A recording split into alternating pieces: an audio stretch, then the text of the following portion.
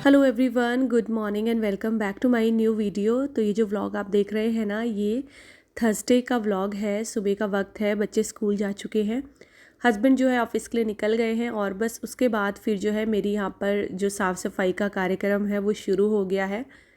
तो सब लोगों के जाने के बाद फिर जो है मैं अपनी सफाई वगैरह स्टार्ट करती हूँ। तो सबसे पहले जो शुरुआत होती है ना, वो इसी वाले रूम से होती है।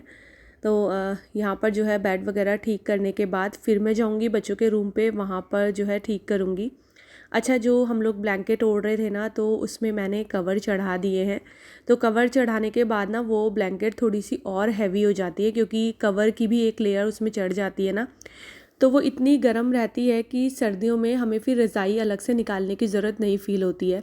अगर बहुत ज़्यादा ठंड हो तो बात अलग की है, वरना पूरी सर्दियों भर हमारा ब्लैंकेट से जो है वो काम चल जाता है।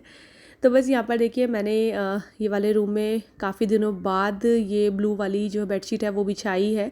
ये काफ़ी मोटी बेडशीट है, कॉटन वाली है।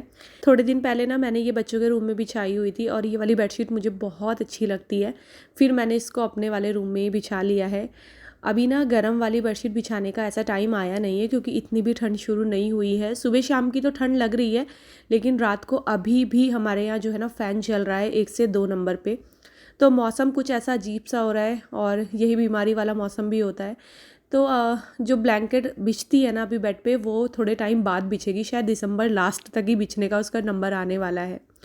तो इधर जो है ना बेड ठीक करने के बाद फिर मैं लग गई हूँ डस्टिंग में। तो ये वाला जो पोर्शन है ना, यहाँ की डेली डस्टिंग नहीं होती है, यहाँ की डस्टिंग होती है हफ्ते में एक बार। और जो नीचे वाला एरिया है उसकी डस्टिंग डेली होती है। तो जो ऊपर के पार्ट्स हैं ना, मैं उनकी बात कर रही हूँ। तो हफ्ते में एक बार यहाँ की डस्टिंग करना ज़रूरी होता है, क्योंकि बहुत ज़्यादा धूल मिट्टी जो है जम जाती है। रोज़ रोज़ तो आप इस तरीके से सारा सामान हटा के नहीं साफ़ कर सकते हो। तो डेली ये होता है कि जहाँ जहाँ तक हाथ जा रहा है वहाँ वहाँ तक जो है सफाई कर लो। और हफ्ते में एक दिन कुछ इस तरीके से फिर अच्छे से सफाई होती है। और सफाई के लिए मैं यूज़ करती हूँ माइक्रो फाइबर का क्लॉथ। ये कपड़े बहुत अच्छे होते हैं, आप हल्का सा गीला करके इसको यूज़ करो, बहुत अच्छे से डस्टिंग हो जाती है। और सॉफ्ट रहते हैं ना ये कपड़े, तो स्क्रैच भी नहीं पड़ता है कहीं पर। और धूल तो ऐसे चुटकियों में जो है साफ़ हो जाती है इससे। तो अपने किचन के लिए, अपनी डस्टिंग के लिए मैं यही वाला जो कपड़ा है यूज़ करती हूँ। और ये जो क्लोथ्स है ना, मैं कभी ब्लिंकिट से मंगा लेती हूँ, कभी जेप्टो से, मतलब मुझे जहाँ भी सही मिलते हैं। और अगर कभी डीमार्ट वगैरह जाना होता है तो वहाँ से भी मैं लेके आ जाती हूँ। तो किचन की सफाई के लिए तो मेरे पास इतने सारे जो कपड़े हैं ना वो रखे हुए हैं। मतलब मुझे जो भी नया कपड़ा नज़र आता है ना, वही ले लेती हूँ मैं सफाई करने के लिए। लेकिन आज तक जितने भी कपड़े मैंने यूज़ किए हैं, उन सब में जो माइक्रोफाइबर क्लॉथ होता है ना, वो सबसे बेस्ट मुझे लगा है। ये बहुत अच्छे रहते हैं सच में।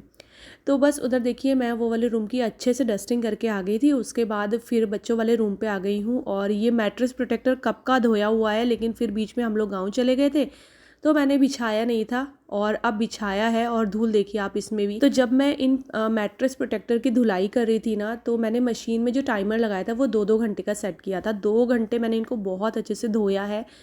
धोने के बाद तो ये बहुत अच्छे से साफ़ भी हो गए थे, लेकिन जब मैंने इनको बाहर सुखाया ना, तो ये धूल जो है ना, ये बाहर की धूल आई हुई है, जो बाहर की धूल चढ़ गई थी इसमें। तो ऐसे ही होता है, इनको धो के और ना धो के कोई फ़ायदा नहीं है, इसमें धूल एज़ इट इज़ हो जाती है। तो जितनी मुझसे धूल साफ़ हुई वो मैंने साफ़ कर दी थी। उसके बाद मैंने बेड को भी अच्छे से जो है क्लीन कर लिया है, क्योंकि बेड पे भी धूल चढ़ जाती है और ब्लैक कलर में तो बहुत ज़्यादा से चमकती है। और बच्चों के रूम की बेडशीट जो है वो भी चेंज कर ली है। और आज मुझे ना घर के जाले भी झाड़ने थे। तो ये जो छोटी छोटी चीज़ें होती है ना, इसका ध्यान आपको खुद से रखना होता है। इसके लिए आप अपनी हाउस हेल्पर पे नहीं डिपेंड हो सकते। तो जैसे ये छोटी छोटी सी डस्टिंग करनी है, ये जाले झाड़ने का काम है, ये सारा आपको खुद करना पड़ेगा। तो मैं कहा हाउस हेल्पर के आने से पहले मैं ये भी सफाई कर लेती हूँ, क्योंकि वो आएगी और वो जल्दी जल्दी बस 15 से 20 मिनट में अपना झाड़ू पोछा करके निकल जाती है। तो अपने घर की साफ़ सफाई का ध्यान जो है आपको खुद ही रखना होता है। और इस तरीके से अगर हफ्ते हफ्ते में आप इस तरीके से सफाई करते हैं, डस्टिंग करते हैं, इस तरीके से जाले झाड़ देते हैं ना, तो आपका घर हमेशा साफ़ रहता है।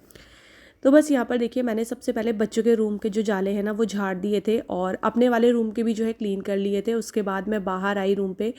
डाइनिंग टेबल पूरा मेसी था, क्योंकि सुबह बच्चे स्कूल गए थे, तो सारा सामान जो है इसी के ऊपर रखा हुआ था हम लोगों ने।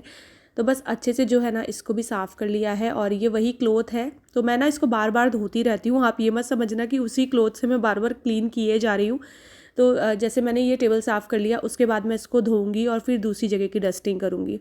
और जब इस कपड़े को आप निचोड़ते हैं ना तो ये एकदम से सूख भी जाता है, तो इस वजह से डस्टिंग भी बहुत अच्छे से हो जाती है। और अब बारी आती है अपना सोफ़ों को क्लीन करने की।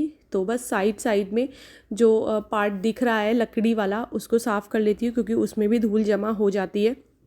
तो जो भी पार्ट आपको आंखों के सामने नज़र आ रहे होते हैं, तो वहाँ पर जो है डेली के डेली इस तरीके से ना थोड़ी बहुत डस्टिंग कर देनी चाहिए। बहुत ज़्यादा टाइम नहीं लगता है, सच बताऊँ तो 20 से 25 मिनट या आधा घंटा ही लगता है आपको इस तरीके से डस्टिंग करने में, क्योंकि ये वाली जो होती है ना, ये मोटी मोटी सी साफ़ सफाई होती है, इसको डीप क्लीनिंग नहीं कहेंगे। तो अगर आप रोज़ 20 से 25 मिनट लगा के भी जो है इस तरीके से साफ़ सफाई करते हो ना, तो घर अच्छे से जो है चमकता रहता है।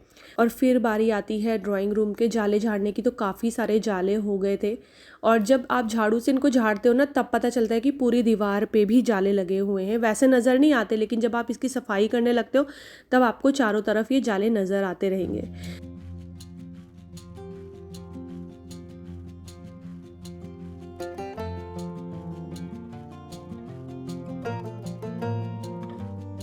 तो जब तक मैं बाकी की डस्टिंग वगैरह कर रही थी, इतनी देर में मेरी हाउस हेल्पर भी आ चुकी थी। तो बस वो अभी अंदर से जो है सफाई करती हुई आएगी।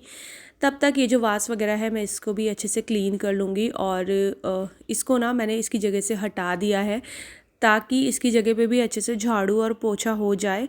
क्योंकि अगर इनको इनकी जगह से मैं हटा के रख दूँगी तब तो इसके नीचे जो है सफाई हो जाएगी, लेकिन अगर मैं नहीं हटाऊँगी तो फिर इसके नीचे सफाई नहीं होने की।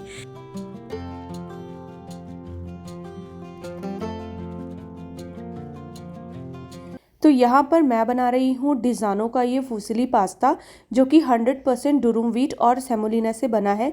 इसमें कोई भी आर्टिफिशियल कलर नहीं है और ना ही कोई प्रिजर्वेटिव है। इसके साथ ही इसमें मैदा बिल्कुल भी यूज़ नहीं किया गया है, तो ये बहुत ही ज़्यादा हेल्दी है। और इस पास्ते का लिंक जो है ना, वो मैंने अपने डिस्क्रिप्शन बॉक्स में दे दिया है, आप वहाँ से जाके जो है इसको परचेस कर सकते हैं। तो यहाँ पर मैं बना रही हूँ पालक पास्ता, जिसके लिए पैन में मैंने डाला है थोड़ा सा बटर और ऑयल।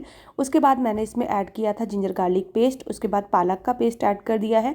इसके बाद इसमें डालेंगे पिज़्ज़ा पास्ता सॉस, और अच्छे से मिक्स करने के बाद डाल देंगे ये पास्ता। एक बार अच्छे से मिक्स करेंगे और उसके बाद इसमें ढेर सारा चीज़ मैंने ऐड कर दिया है। तो यहाँ पर हमारा यमी सा पालक पास्ता बनके हो गया है रेडी। तो अब मैं आपसे सीधा शाम को मिल रही हूँ, और यहाँ पर चल रही है डिनर की तैयारी।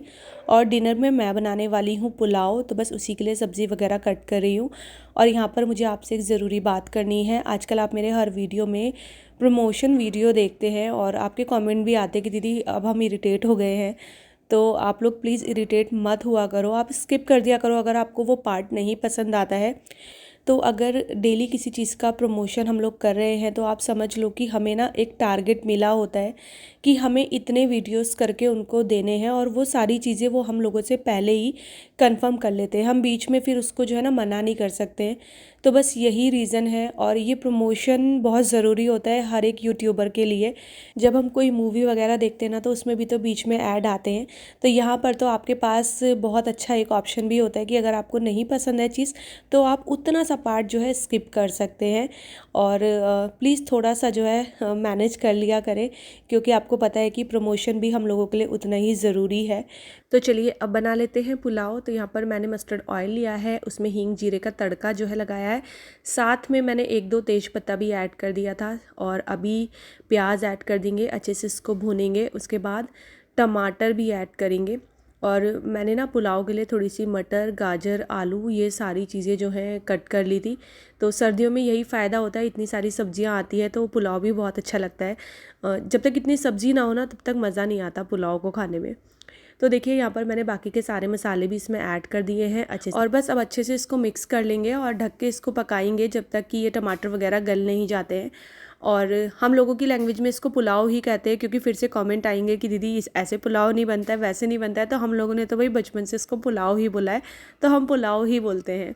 तो देखिए यहाँ पर टमाटर अच्छे से गल चुके थे। उसके बाद मैंने सारी सब्जियां भी ऐड कर दी है। एक बार अच्छे से मिक्स करेंगे। और जो चावल थे ना, वो मैंने भिगो के रखे थे आधा घंटे पहले, अच्छे से भीग चुके हैं। इनको भी इसमें ऐड कर दिया है, और एक बार और अच्छे से मिक्स कर लेंगे। और बस फिर इसमें पानी डाल देंगे।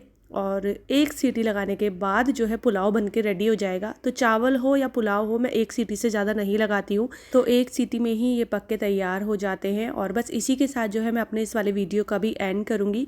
तो ये था छोटा सा वीडियो, आपको कैसा लगा ज़रूर बताइएगा, और वीडियो पसंद आएगा तो चैनल को सब्सक्राइब कीजिएगा, वीडियोज़ को लाइक और शेयर करना ना भूलिएगा। मैं आपसे मिलती हूँ अपने अगले वीडियो में, तब तक के लिए bye bye and take care.